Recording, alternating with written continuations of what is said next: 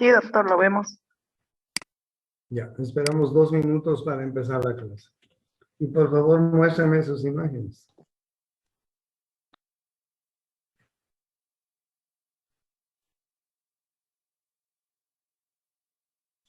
Me faltan 12 exámenes para terminar de corregir el último parcial. Lo voy a hacer en la tarde y ya les mando hasta la noche sus notas.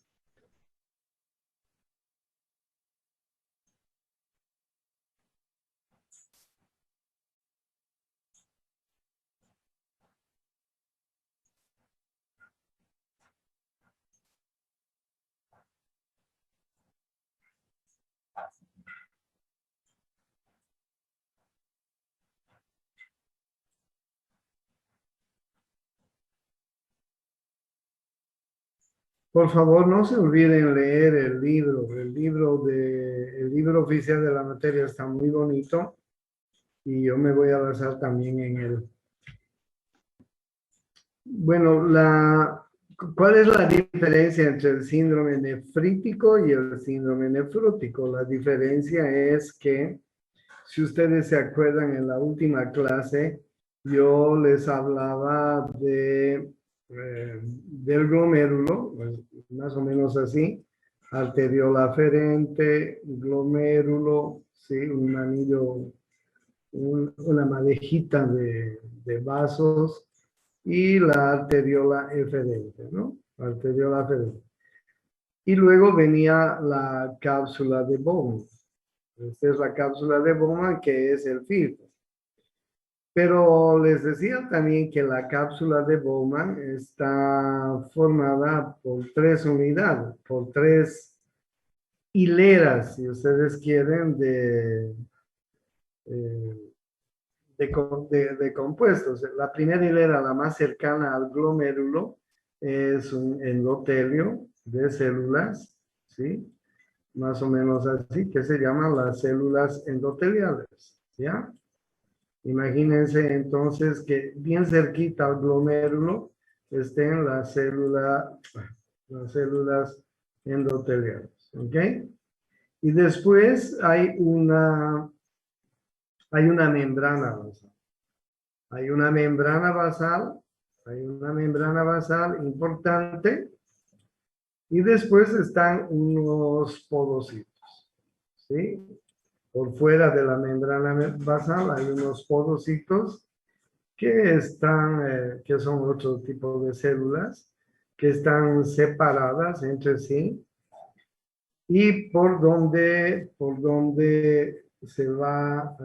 vamos a encontrar una unidad que se llama la unidad de filtración glomerular, ¿sí? Este espacio que hay entre podocito y podocito es la unidad de filtración, equivale a la unidad de filtración glomerular. Es decir, por ahí filtra normalmente el agua, normalmente los electrolitos, normalmente el azúcar, normalmente el bicarbonato, etcétera, ¿no? Sodio, cloro, potasio, magnesio, en fin, ¿ya? Puede filtrar el azúcar también. Y normalmente no filtran las proteínas porque las proteínas son un poco grandes, ¿ok? Pero de las proteínas, la menos grande es la globulina, la que está conformando los glóbulos rojos. Entonces, si por alguna razón, imagínense por cualquier razón, uno de estos podocitos es lesionado,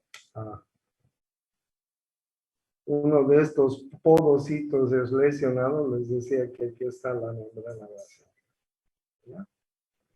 Esa es la membrana basal. Y miren ustedes, el podocito del centro se ha lesionado y la unidad de filtración, ¿sí?, ha aumentado.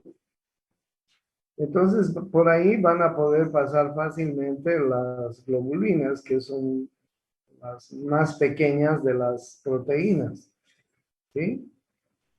Y dependiendo cómo esta membrana se vaya lesionando cada vez más grandemente, pues vamos a ver si tenemos un síndrome nefrítico o un síndrome nefrótico.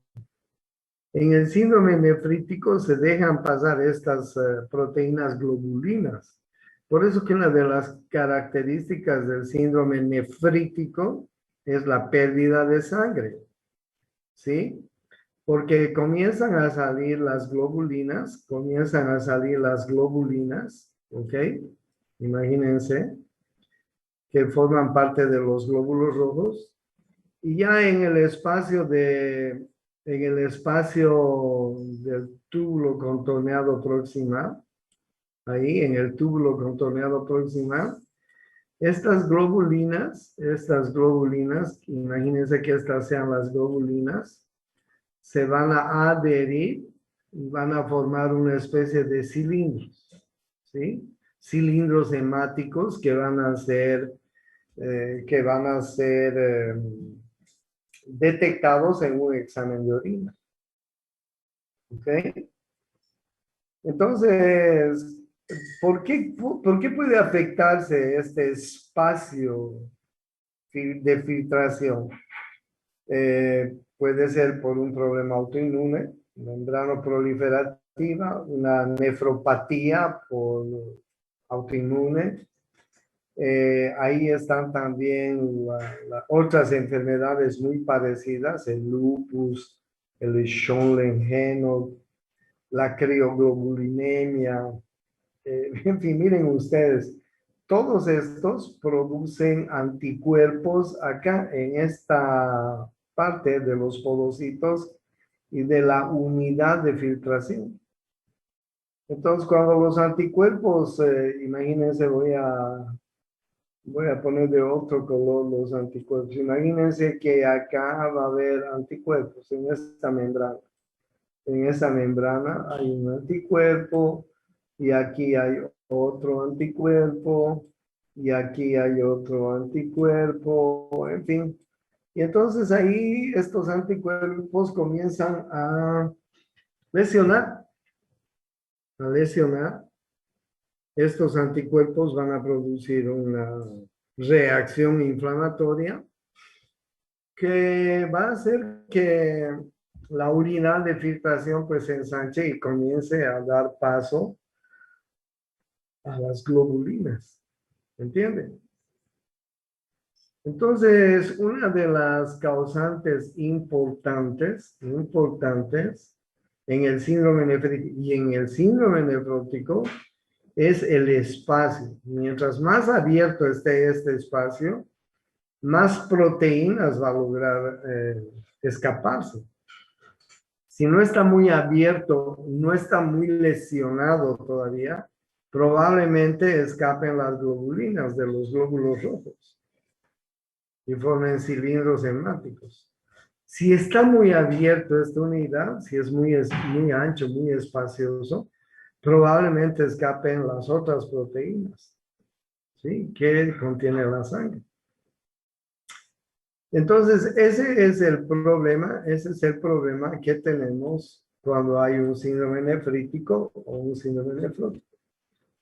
Y cuando hay un síndrome nefrítico, generalmente es un síndrome provocado por un problema de anticuerpos, ¿no es cierto? De anticuerpos. Entonces, ahí ustedes pueden ver cómo el espacio se va lesionando y la unidad de filtración pues se va a ensanchar. Y la sangre se va filtrando de mala manera. Entonces, cuando hay síndrome nefrótico, ¿cuál es la fisiopatología? Debido a los antígenos, anticuerpos que se producen ahí en ese pequeño espacio de filtración, va a disminuir la filtración glomerular, va a haber escape de proteínas, proteinuria, les he dicho las hemoglobinas, va a haber una hematuria, ¿sí? disminuye el volumen del filtrado glomerular, aumenta la reabsorción distal en los túbulos contorneados distales, disminuye la producción de sodio en orina y se produce oliguria. Como hay retención de sodio y agua, el volumen plasmático aumenta. Esto va a producir edemas, el gasto cardíaco aumenta y hay mayor resistencia periférica. Esto va a hacer que se produzca hipertensión. Miren ustedes en negrita las características del síndrome nefrítico. Y eso es pregunta de examen. Hay presencia de proteínas, proteinuria, pero relacionadas con los glóbulos rojos, es decir, las proteínas globulinas. Se disminuye la filtración glomerular, hay una retención de sodio y agua, lo que va a producir edema e hipertensión. Hematuria, edema e hipertensión son las características clínicas. Y si haces tú un examen general de orina, si solicitas un examen general de orina, vas a ver cilindros hemáticos, vas a ver glóbulos rojos. Normalmente en la muestra de orina no tiene que haber glóbulos rojos. Máximo puede haber hasta 3 glóbulos rojos por campo. Y eso es mucho. Normalmente no debe haber. Normalmente no debe haber. Pero imagínate que el reporte del examen de orina te dé cilindros hemáticos y además 50 glóbulos rojos por campo. Ay, caramba. Tú te das cuenta que se están escapando las proteínas de los glóbulos rojos, las globulinas. ¿Ok? Eso va a producir además edema, o sea, si el paciente tiene edema, generalmente miembros inferiores e hipertensión y además oliguria, eso te va a inclinar hacia la presencia de un síndrome nefrótico, ¿sí? En la evaluación clínica hay una hematuria, como les digo, en la orina, micro o macroscópica. Hay una proteinuria en la orina, entre 0,5 a 2 gramos por metro cuadrado de diuresis. La relación proteína-creatinina es menor a 2, normalmente es de 0,1 a 0,3. Hay oliguria, hay edema, hay hipertensión, hay complejos inmunes circulares. El sedimento urinario en el examen de orina tiene cilindros hemáticos, cilindros polinucleares y granulosos que son gotas de proteínas. Esto es muy importante. Si tú pides a ese paciente, porque generalmente son niños, ¿ok? El ácido y la proteína C, generalmente el ácido, que es la antiestreptolicina, es un compuesto para distinguir que hay la presencia del estreptococo beta hemolítico tipo A de Landser, porque es muy posible que ese niño haya tenido una faringoamigdalitis a repetición, que ese niño no haya sido bien curado por los antibióticos. Eso es lo que pasa normalmente en el campo, les he dicho muchas veces, ¿no? Las mamás en el campo dejan que sus niños, cuando tienen faringoamigdalitis putácea, una faringoamigdalitis bacteriana causada por el estreptococo, generalmente es putácea, es decir, tú ves la boca, el fondo de la boca, la orofaringe de estos niños, las amígdalas están grandes y con pus, con puntos de pus, putácea. ¿Sí? Y generalmente esa faringoamigdalitis es producida por estreptococo beta hemolítico. Si ese paciente no ha recibido antibiótico, el remedio es simple, una penicilina. o amoxicilina, por ejemplo, puede haber una reacción, como les estoy diciendo, inflamatoria glomerular. ¿Ya?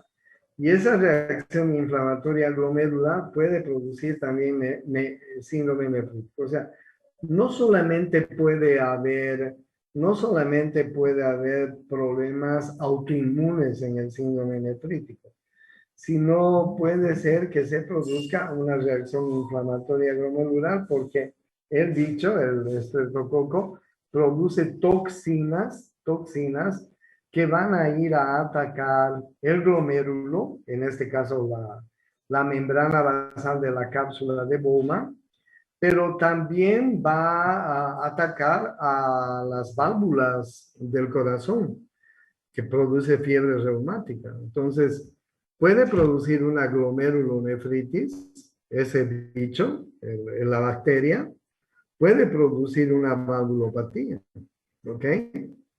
Entonces, cuando se produce una reacción inflamatoria glomerular, se produce un síndrome nefrótico, las características clínicas ya saben lo que, ya saben qué son. Oliguria, edema, hipertensión arterial, sedimento urinario con cilindros hemáticos, cilindros polinucleares y granulosos, que son gotas de proteínas. Si has pedido ácido, está elevado, ¿sí? Y puede incluso haber una azoemia, es decir, la urea y la creatinina pueden estar aumentados en la sangre, porque además se pide hemograma completo, se pide urea, se pide creatinina, se pide examen de orina, se pide ácido, se pide proteínas C reactivas, ¿ok? Cuando tengas una infección urinaria y estés sospechando que esta infección urinaria es alta, es decir, que está atacando a los riñones, pide hemograma, pide examen de orina, pide proteína C reactiva, pide antiestreptolicinas, el ácido, ¿sí? Pide urea y creatinina para ver si no están elevados en las, ¿ok? Y te va a dar, un buen esquema. Si es posible internar a ese paciente, hay que cuantificarle la orina en 24 horas. ¿Okay? Ese paciente tendría que ser cuantificado en 24 horas cuánto está orinando, si está orinando adecuadamente. ¿Sí? Puede haber proteinuria, no te olvides, en la orina. ¿Ya? Y la hematuria, sangre en la orina, puede ser micro o puede ser macroscópica. Cuando te dicen que hay más de 5 glóbulos rojos por campo, digamos 50, 100, etcétera, ya estás hablando de una orina microscópica. Pero cuando el paciente te dice estoy orinando sangre, ya es una orina macroscópica, ¿no es cierto? Oliguria, edema, hipertensión, complejos inmunes circulantes, etc. ¿Y cuál es la orientación terapéutica en el síndrome nefrítico? Reposo durante la fase aguda. Los antibióticos son muy importantes. Generalmente estas bacterias son gram positivas, ¿ok? O sea, se necesita un antibiótico que pueda tener una buena cobertura contra gram positivos. La reducción de la sal por vía oral y parenteral es muy importante. Si es posible, hay que dar diuréticos de asa o tiazidas. Estos diuréticos de asa o tiazida, les cuento que actúan a nivel del túbulo contorneado del asa de Henle, de la porción ascendente del asa de Henle y del túbulo contorneado distal. Entonces, estos diuréticos nos van a ayudar a eliminar agua, ¿sí? Agua y también electrolitos. Hay que tratar la hipertensión arterial porque, claro, una de las características es la hipertensión. Restringir proteínas si hay azoemia y acidosis metabólica. Y en casos graves hay que hacer diálisis, ¿ok? Lo que quiere decir que si tienes un síndrome nefrítico y si es un niño, sería mejor internarlo. Sobre todo si estás en un hospital de primer nivel y estás fuera de la ciudad, es mejor internarlo, iniciar su tratamiento, pedir los exámenes, etcétera, y después tal vez remitirlo a un estadio superior. ¿Ya? Síndrome nefrítico. ¿Y cuál es la diferencia con el síndrome nefrótico? La proteinuria es mayor, ¿sí? Porque ya no solamente se pierden globulinas, sino se pierde albúmina más, ¿no? Y otras proteínas que hay en la sangre. Entonces, la proteína es mayor a 2 gramos por metro cuadrado por día en la orina. Hay una hipoalbuminemia muy importante, menos 3 gramos por decilitro. La relación proteína-creatinina urinaria es mayor a 2. Hay lipiduria, hay hiperlipidemia, hay edema generalizado. La característica del síndrome nefrótico es que el edema es generalizado. En el nefrítico, el edema generalmente está en relación con los miembros inferiores. En el síndrome nefrótico, el edema está en relación general, es generalizado, ¿sí? ¿Y cuáles son las causas del síndrome nefrótico? Puede ser las enfermedades autoinmunes, ¿no? Estas enfermedades autoinmunes producen anticuerpos que van a ir a lesionar la membrana basal o la membrana de filtración, ¿sí? Pueden ser metabólicos y hereditarios. La diabetes mellitus generalmente termina en síndrome nefrótico, el hipotiroidismo. Pueden ser infecciosas, ¿sí? Como las bacterianas tipo glomerulonefritis post-streptococa. Pueden ser endocarditis, nefritis, víricas, paludismo, toxoplasmosis. Miren ustedes, pueden haber bacterias y virus, ¿ok? Algunos fármacos pueden también lesionar eh, esa cápsula de Bowman, esa triple capa que tiene la cápsula de Bowman. El probenecid, la heroína, el captopril, bueno, y otros, ¿no? Neoplasias y otros, ¿no? La preeclampsia, nefroangioesclerosis, nefropatía de reflujo podrían ser causas de síndrome nefrótico. La diferencia es que aquí sí va a haber una gran pérdida de proteínas, ¿sí? Sobre todo las proteínas sanguíneas del tipo de la albúmina, ¿no? O sea, hay una hipoalbuminemia generalizada en la sangre, se pierde la presión oncótica en los vasos sanguíneos, ¿ok? Porque la presión oncótica está dada gracias a las proteínas, y como el líquido, el agua, se va hacia el espacio intersticial, va a haber un edema generalizado, puede haber derrame pleural, puede haber ascitis, puede hacer una anasarca, ¿no? La disminución de filtración va a estar disminuida y va a haber retención de sal y agua, ¿no? Por el edema. Entonces va a haber un daño glomerular importante acá, ¿no? No se olviden que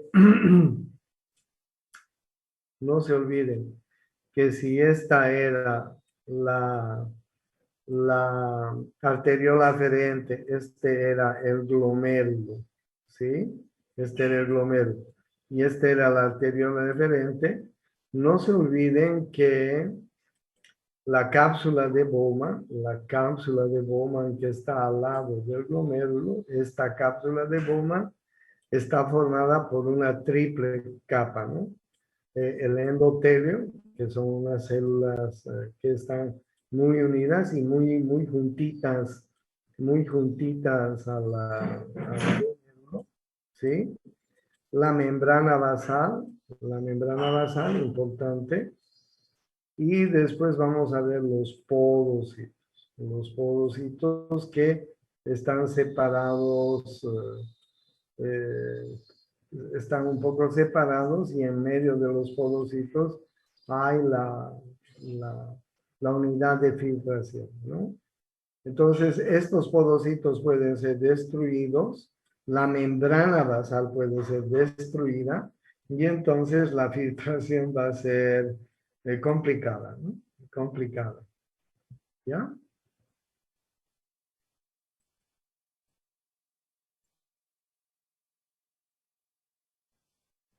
Bien. En el síndrome nefrótico, las realidades fisiopatológicas que en en el, en el sistema nervioso existe normovolemia e inclusive hipervolemia, porque la sangre se concentra en el sistema nervioso. Lo anterior apoya el aumento del péptido natriurético atrial, que es una hormona muy importante que está formada, fabricada, si quieren, por, por por la aurícula derecha. Los bloqueantes ECA no generan natriuresis.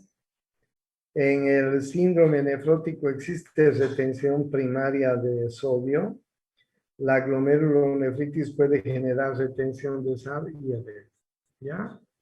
¿Cuál es el laboratorio? La clínica, proteína grave mayor a 2. El cociente proteína creatina al azar es mayor a 2. Hay hipoalbuminemia. El edema es generalizado, puede combinarse con ascitis, hidrotórax, hidratrosis, edema palpebral, etc. ¿Ya? Hay hiperlipemia, aumento del colesterol, aumento de los triglicéridos.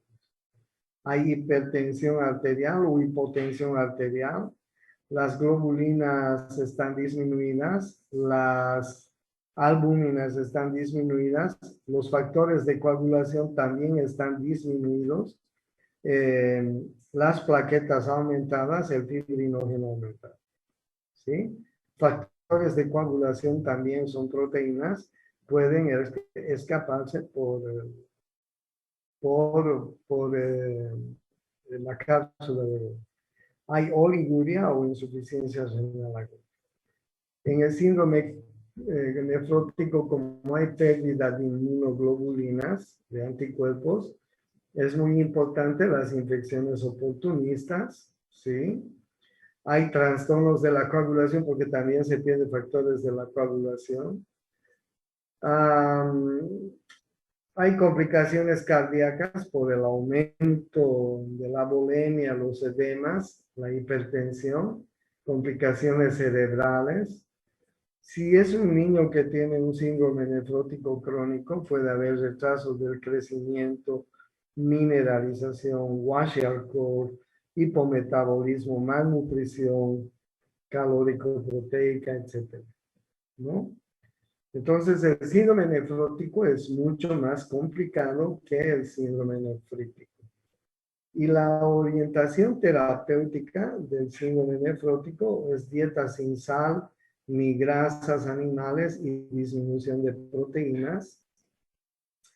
Tratamiento etiológico, si es posible, diuréticos de forma escalonada, que se pueden dar diuréticos de tiacidas de lasa, ahorradores de potasio, hay que dar albúmina, se pueden dar estatinas hipolipemiantes para, eh, para disminuir el nivel de lípidos, inhibidores de la ECA, los IECAS, para disminuir la presión arterial, heparina y anticoagulantes, eliminación de antígenos infecciosos. O sea, es importante que la orientación terapéutica esté dirigida al tratamiento etiológico si es posible, ¿no?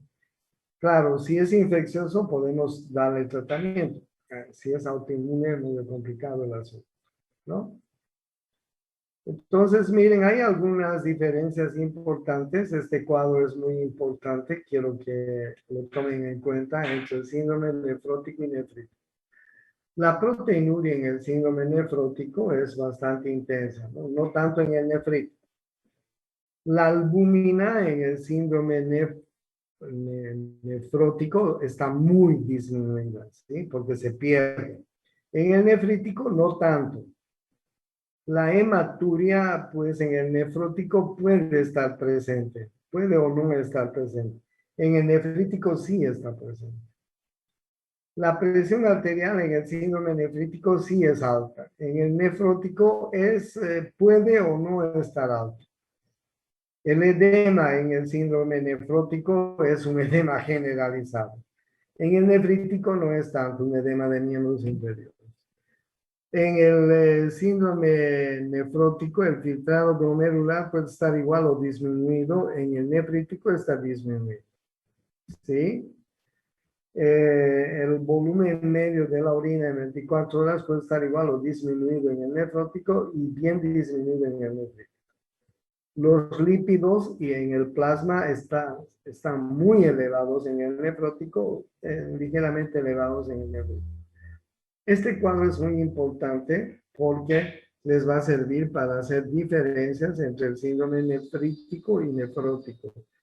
Es muy frecuente en nuestro medio los síndromes nefríticos y nefróticos.